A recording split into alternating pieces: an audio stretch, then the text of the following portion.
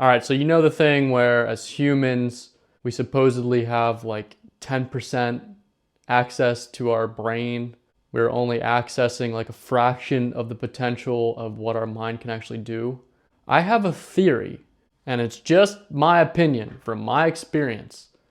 My theory is that the way to start accessing the full capabilities of our brain, we have to actually shift our focus to a higher dimension. And I'll tell you what I mean by that.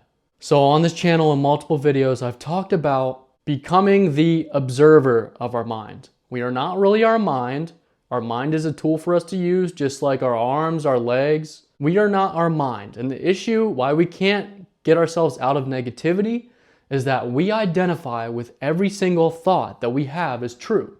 And I know that if you're hearing this for the first time, it might sound pretty crazy. Like, it could be hard to differentiate because we are so attached to our thoughts. But once you realize it, it's going to be a huge shift and you're going to be like, oh shit. The negative thoughts or the limiting thoughts that your mind produces is not actually you. The real you is your soul. You are really the observer of your brain, the observer of your mind.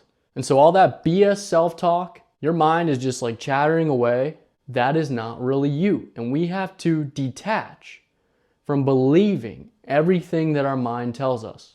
And when you stop getting caught up in everything that your mind is telling you, it's almost like you're looking at yourself from a higher perspective. You're looking down at your mind. You have pulled yourself out of identifying with everything that your mind tells you. And when you make that shift, you have shifted to operating in a higher dimension of awareness. As humans, we possess a unique quality that, say, animals don't have. We know that we are thinking. We are actually aware that we are thinking. We're not just thinking automatically. So if we're aware that we are thinking, then we are not our thoughts. And I know it's super hard if you're operating in years of mental programs and you fed into everything that your mind tells you and you've just believed all this disempowering shit about yourself, then it's going to be tough to break yourself out of that. Instead of feeding into the next negative thought you have about yourself, make a simple shift. Don't judge it. Don't judge it as good or bad. Simply just observe it. Maybe analyze, okay, why is the negative thought coming up? We are detaching from believing every single thought that we have. Just observe it. Don't try to push it down. And in this way of looking at our thoughts, a new way of looking at our thoughts, we can really see, okay, why are they happening? Oh, they're happening because of this event that happened like 10 years ago. Because one incident that happened. Because of one thing that someone said. And if we can create these negative, disempowering stories about ourselves, we can create empowering stories about ourselves. Thoughts are just thoughts, but we decide which ones are true. So from the perspective of being the observer of our mind, we have pulled ourselves out of identifying with our mind. Now we start to gain more control over it, and we gain more control over the tool that we have. This, I think, is the first step to gaining access to that 90% of our brain that we don't have. We can start to use our mind to, say, control the energy of our body. We can use our mind to maybe start to heal injuries that we have in our body. It's things that if you start doing energy work, if you start getting into healing, there's some crazy shit that I think we can do. And there's a couple books like, oh, I'm about to pull them out. We got Frank Rudolph Young.